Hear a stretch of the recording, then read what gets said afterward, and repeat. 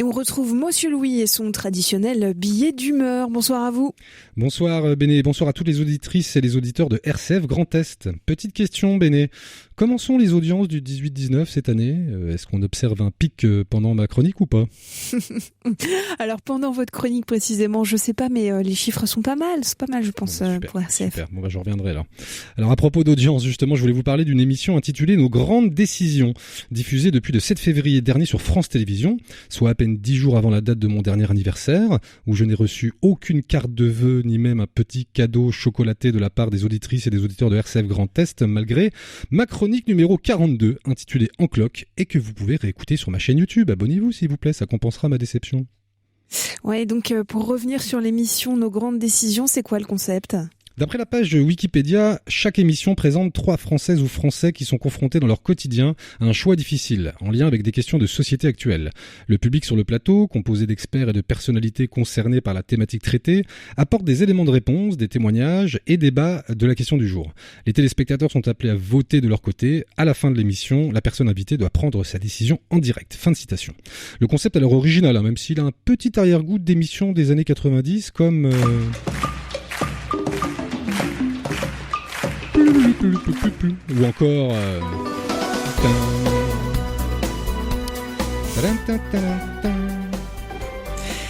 Oui, effectivement, les termes abordés sont très intéressants. Par exemple, lors de la première émission, la question posée était « Dois-je quitter l'hôpital pour éviter le burn-out ?» Ce à quoi j'aurais envie de répondre, quel que soit votre job, si vous risquez un burn-out, fuyez loin, pas besoin de 2 heures de discussion à la télé.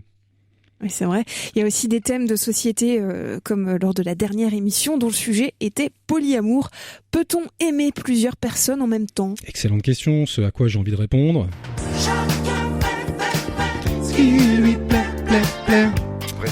Voilà, problème réglé. Vous faites un petit peu votre mauvaise langue, je trouve, aujourd'hui, Monsieur Louis. L'émission peut aider quand même des personnes confrontées à des situations similaires. Vous me connaissez bien, Béné, j'ai effectivement étudié l'allemand, l'anglais au lycée, j'ai pris option mauvaise langue. Je vous accorde que les participants et participantes à l'émission peuvent repartir de là avec une vision plus claire de leur situation. Cependant, 2-3 trucs me chagrinent un peu. La première, c'est de faire croire que ces situations personnelles puissent aider d'autres personnes. Les sujets sont sensibles, mais surtout les situations sont personnelles. Ce qui conviendra à Jean-Robert ne conviendra pas à Bénédicte ni Antoine. Le diagnostic est individuel et la solution proposée doit être du sur-mesure. Il serait périlleux de prendre de grandes décisions à partir de l'analyse de la situation de quelqu'un d'autre. Par exemple, quand j'ai appris que Kylian Mbappé avait décidé de quitter le PSG pour le Real Madrid, moi, j'ai gardé ma licence de handball à l'Amicale Ligue de Neuve-Maisons, même si j'ai pas mis les pieds à la salle de sport depuis le début de la saison.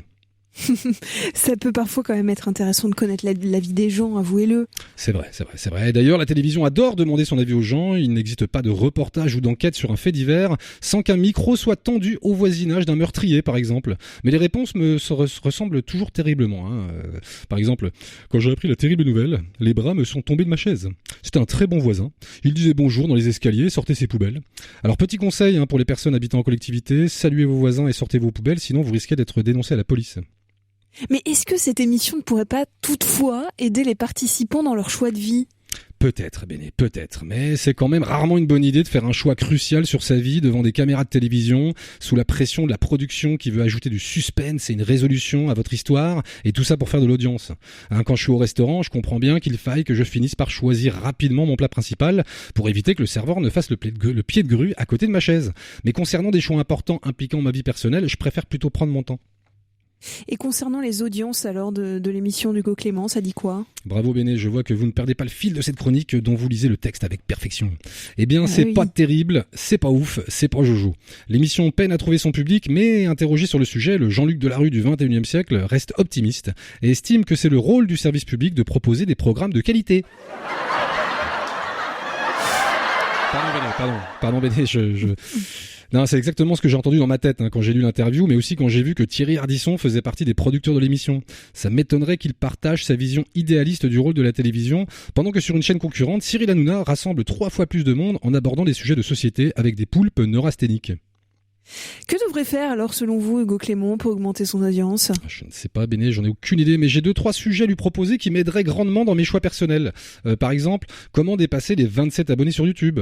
Est-ce que chroniquer sur RCF Grand Est va enfin faire décoller ma carrière ? Quelle est l'espérance de vie d'une personne qui ne consomme que du chocolat noir ? Toutes les réponses à ces questions complètement inutiles, donc parfaitement indispensables, presque lundi prochain. Bonne semaine à tous. À presque lundi prochain. Merci Monsieur Louis.